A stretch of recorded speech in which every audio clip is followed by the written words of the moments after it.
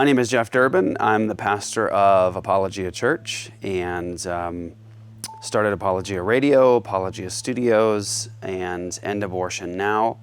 End Abortion Now is a ministry of Apologia Church that has raised up almost 500 churches nationwide and globally that go out to the abortion mills to preach the gospel, to offer help and hope to mothers and fathers. It has been responsible for saving thousands upon thousands of children from death, and we're working to ultimately end, once and for all, to abolish abortion. And God has used Apologia Church and our online platforms to reach millions upon millions of people. The gospel's gone to a number of different cults, from Mormonism to the Watchtower. We've been able to engage with atheists and secular thought, and we've seen many people come to Christ all over the world out of those different worldviews and perspectives.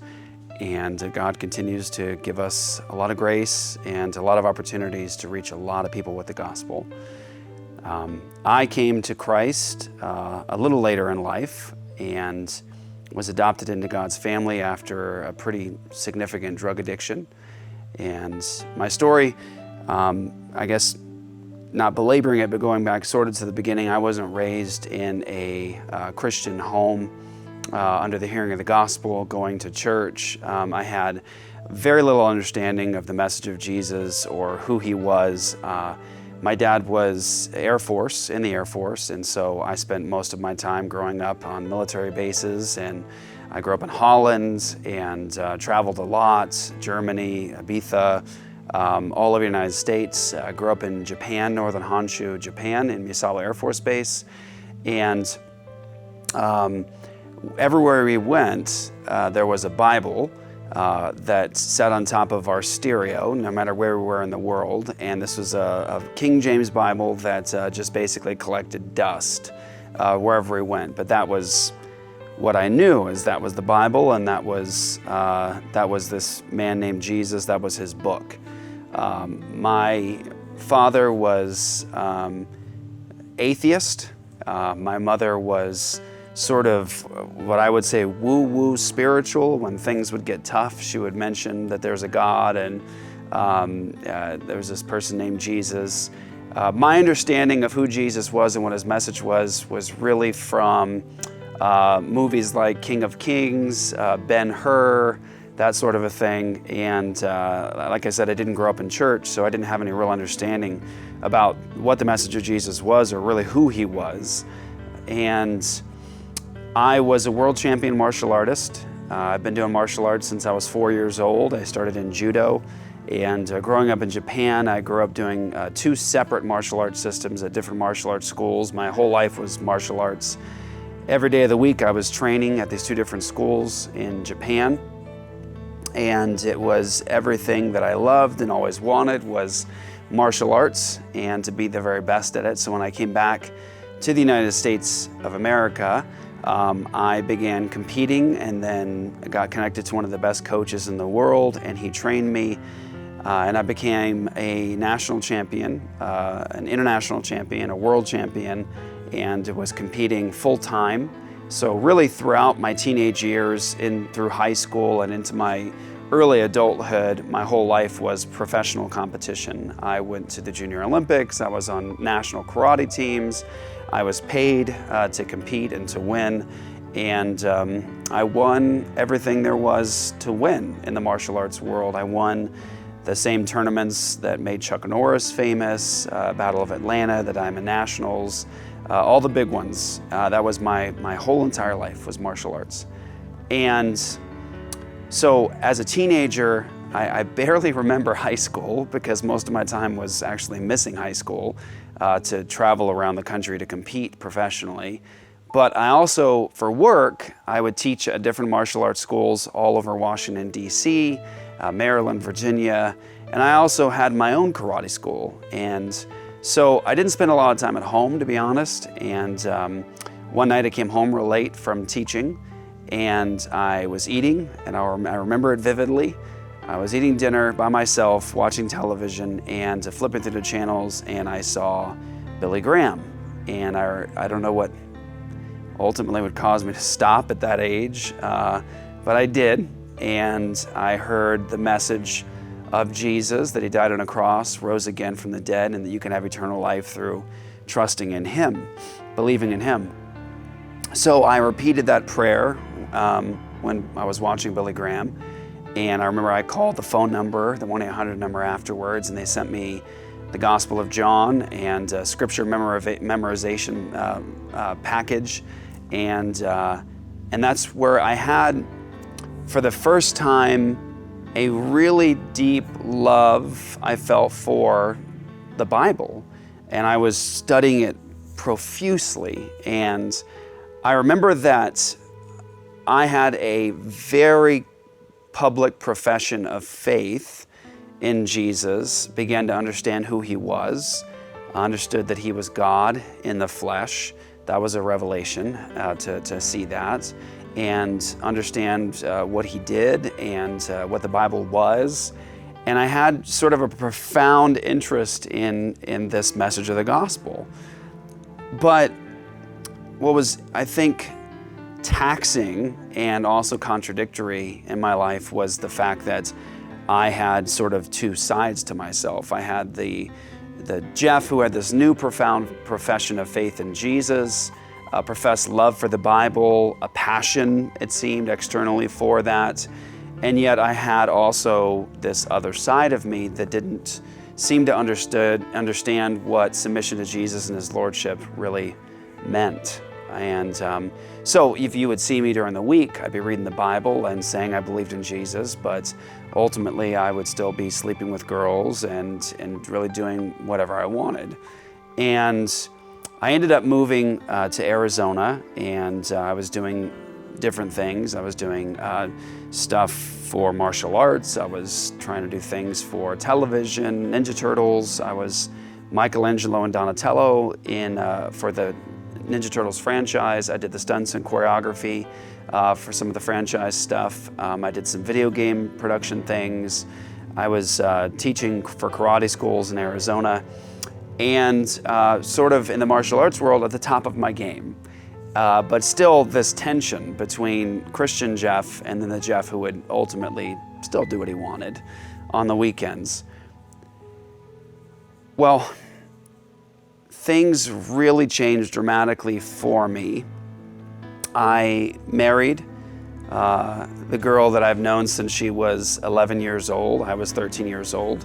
So I got married, and I married somebody that I've known since she was 11 and I was like 13. She was the niece of my best friend and the guy I used to compete with around the country. And so I've known her and her family since I was really, really young. Well, we got married very young ourselves. She was 18. I was, I guess, 19 or 20, somewhere around there. And we had a son. And at this point in my life, we were both professing Christians, but still that tension was there in terms of fully committed to Christ, submitted to his lordship, and still doing what I wanted. And I remember that at this point, I never would have been the kind of person that would have gone and done hard drugs. It's something that I really would have probably said is kind of icky and dangerous at the time, and so I really never thought that'd be a part of my experience. But I was still very much wrapped up in the martial arts world and had friends all over the country and friends from California. There were movies and things like that. And one weekend, a bunch of these friends came out, and we went out to Scottsdale to some clubs one night. And I remember my wife had said she didn't want me to go, but of course I do what I want. And so I went anyways. And so we went out this night to this club and got completely blasted. And I remember being at one club, and I got so drunk that it was blackout drunk. I don't remember anything that happened, but when I came to, I was at a different club, and it was really late in the AM hours, and I remember that as I'm kind of coming into, like, where am I, what's going on, I'm at this different club, and I'm in a crowd of people, surrounded with people, and I have a pill in my hand. And I see one of my close friends with me, he's got a pill in his hands, and I'm sort of kind of come to the realization of like what's really happening here. And I see security kind of running over to us with their flashlights. And I remember that there was this moment where I thought, well, I can either take this pill and make it disappear, or I could throw it on the ground and maybe get caught. So I took it. And about 45 minutes later or so, ecstasy, that's what I took. It was ecstasy. And so I didn't come home till the next day, I think till afternoon or something like that. And that one weekend turned into, let's try it again the next weekend. And so that next weekend began a series of, well, let's just do it the next weekend. Then it was like, let's do it in the middle of the week. And then I started getting dealers. And essentially this led to about a year-long pursuit of depravity, where I was hiding all of this from my wife. I was disappearing from home for days at a time. I was taking anything at that point. I was drinking every day. I was taking numerous tabs of ecstasy for it to even work anymore, because you sort of tap out your serotonin and it doesn't really work. So you have to just take a lot more, which is where it gets deadly, actually. You can overheat and die. And so I was taking ecstasy, I was taking cocaine, I was taking pills, marijuana, alcohol, really anything I can get my hands on. And I was abandoning my now pregnant wife and my very young son and disappearing. And that was my life for about a year, was just a life of depravity. And so near the end of this year, things began to change in terms of everything around me was falling apart, because I was falling apart completely. And it really all hit a wall one night when I was at an after party after going out and clubbing and using all night. And I had taken a lot of ecstasy that night, a lot of ecstasy and a lot of vodka and rum and things like that.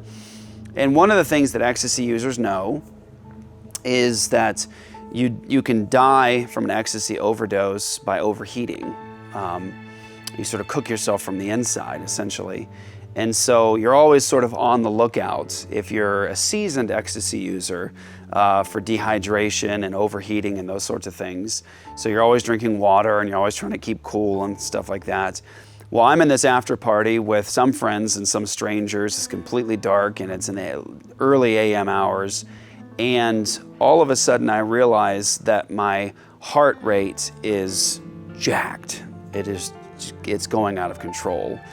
And it feels like someone has their foot on the gas pedal, and it's not letting up, it's not stopping, it's just going faster and faster and faster. I look down at my hands and my arms, and they are just completely blood red. And I realize that my body temperature is just elevating and elevating and elevating. So I'm trying not to panic, and I'm trying to keep myself calm. And so I go and I turn the AC down as low as I possibly can, and I run and I grab a bag of ice and as much as I can from the freezer, and I go into the bathroom and I pour this cold water bath and I dump all the ice into it, and I put a fan even by the bathtub, and I get into it and I'm trying to bring my body temperature down, but it's not working because my whole body is just absolutely blood red. I am profusely sweating in an ice bath, and my heart rate, it just feels like my heart's about to explode. And I realized that very shortly after I got into the bath that I've just melted this ice bath, and it's not doing anything. It won't even touch what's happening to my body. And so I start to feel like I'm fading at this point, like I'm starting to lose it. I'm starting to lose consciousness, and nothing is helping.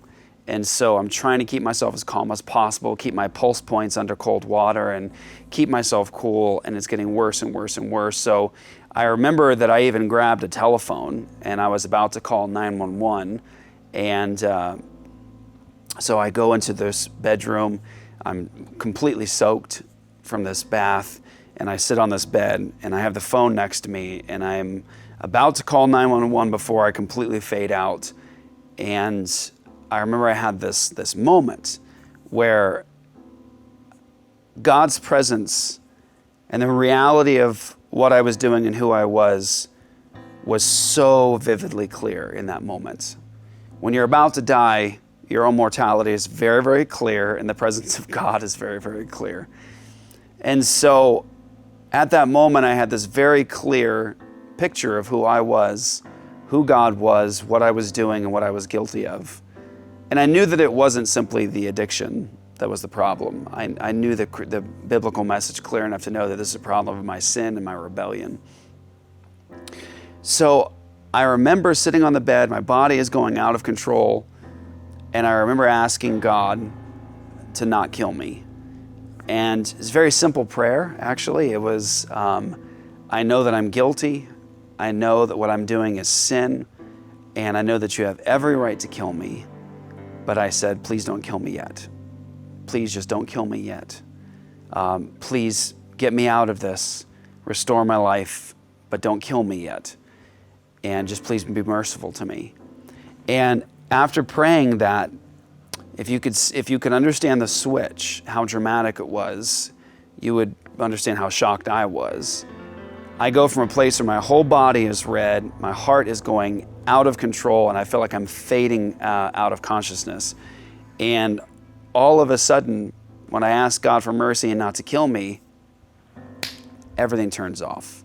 I mean, I went from this drunken, ecstasy-laden stupor where my body is overheating and I'm ODing to as sober as a Baptist preacher on Sunday morning. I came completely out of it. My heart went back to normal. My skin went back to normal. I stopped sweating and I was completely fine.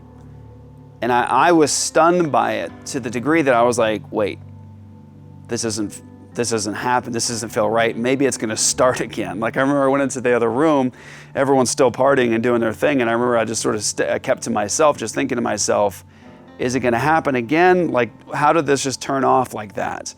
Because now I was fine. Well, I'd like to say that I turned to Christ there and I stopped and everything was amazing, but I just didn't want to die. And so I still didn't turn to Christ and submit to Him. And so I kept going. And so it was a matter of a very short time period later, maybe a matter of 2 weeks or so, where God finally crushed my life. I asked Him to destroy my life that night to bring me back to Him. It was another part of my prayer. Please destroy my life and bring me back. And then He did. It only took a couple of weeks, and then He did. One day, I woke up to my electric shut off. I woke up to our water shut off. I woke up to my car being dragged away and repossessed. I had an eviction notice on my door.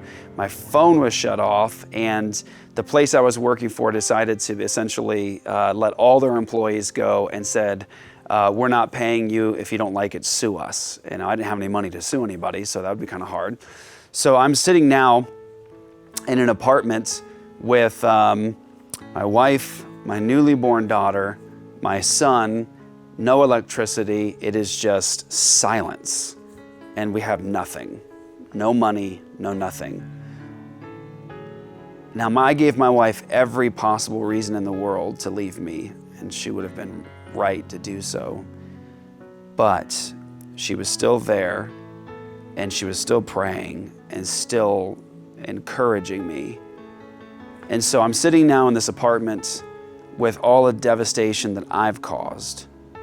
Now, my heart was still in a place where I still would have gone out, had I the opportunity, gone out and used and disappeared. So it wasn't like people say, like, oh, you hit bottom. No, like, I still wanted to do it. But I was finally in a place where I was in quiet. No more noise, no more music. And it was just me and a Bible. And I remember that I had these quiet moments where I'm sitting on the couch with my wife. Miraculously, weirdly, people would like show up at my door to give me money to like turn the lights on. Weird. There's some miraculous stories behind all this in terms of what God was doing. But all I had now was my wife sitting next to me on the couch and I have a Bible. And I'm starting to read the Gospels again for the very first time. And I'm finding something so odd, so strange. Why didn't I see this before? Like, what I understood about the gospel doesn't seem to be what I'm seeing here. Like, I seem to have a perspective at the time, like if somebody just acquiesces to beliefs about Jesus, like affirms those things are true, like just factually, that's true, I believe that. They're like, that's it. Like, that's what it means to believe in Jesus. Like, I miss the whole part of like coming to him, to trust in him to save you from sin. And I'm seeing this, and I'm seeing Christ's call to come and die, right? Like, if anyone comes to me, you're gonna take up the cross, do the death march, come die to follow him. And then crowds just totally leave Jesus. Like, he has an opportunity for mega church, and he just completely whittles the crowd down back to 12 again. He's not apparently very good at building mega churches in his day. And I'm seeing like the contrast between what I thought the gospel was and how Jesus is actually calling people to come to him in faith, to trust in him, to receive this gift. But you're coming to him to be joined to him, to be forgiven of your sin. And I'm like, whoa, this seems different. Now, I've only recently thought about this. I don't know how I got this book. I don't know, because I didn't buy it. There was a book on my shelf, and it was The Gospel According to Jesus by Dr. John MacArthur. Now, I had, of course, loved and respected MacArthur, knew who he was, and really appreciated his ministry over the years as I heard things from him and everything else. But I don't know how I got this book.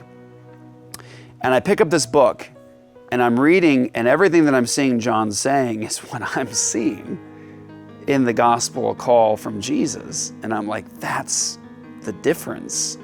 Coming to Christ to trust in him to save me from sin, coming to him as Lord and Savior, like he's my master, my boss. So I come into a place where I'm beginning to question whether my profession of faith was genuine. And I come into this deep conviction of my own sin and my need to come to Jesus to be reconciled to God, to be saved from my sin. And so I went into the closet, overwhelmed with a sense of my own sin. And it wasn't a magical prayer. I didn't read it off a tract or anything like that. My heart was completely grieved over my sin and my need for Jesus. And my prayer was pretty simple. I remember that I said to the Lord, I said, I'm guilty. You're right. I have nothing to offer you. And I said, please save me from my sin. Please save me. And I said, I don't want it anymore. I want you. I don't want it. And I remember it was just very simple. I said something like, you're the boss. You tell me what to do. You take over my life and you run it. You own my life.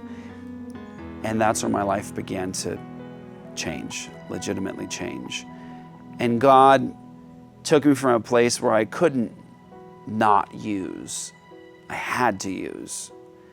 And he took me to a place where now I hated my sin. Like I despised it, I didn't want it. I was warring now with it.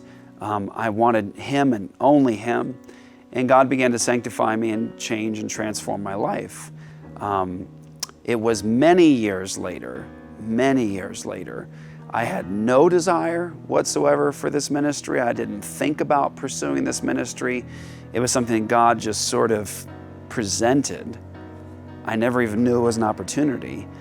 Many years later, I actually had told my wife, I don't want to do ministry. I don't want to pursue full-time ministry. I'll run a great martial arts school. I'll be the best at it, and I'll do ministry and evangelism and just serve Jesus. I remember I sat on the couch with her once, many years later, and I said to her, I said, babe, I'm happy to just scrub toilets at church and hand out bulletins and run a great business for God's glory and just do evangelism at every opportunity, go out, hit the streets and just run my business. And I don't have any desire to teach or be a pastor.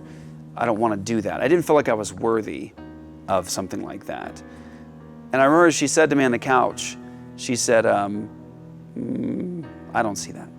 I said, what do you mean you don't see that? That's what I see. She was like, I don't see that. I think God has something very different for you and you need to keep your heart open to it. And I was like, well, I'm not. I'm not going to do it.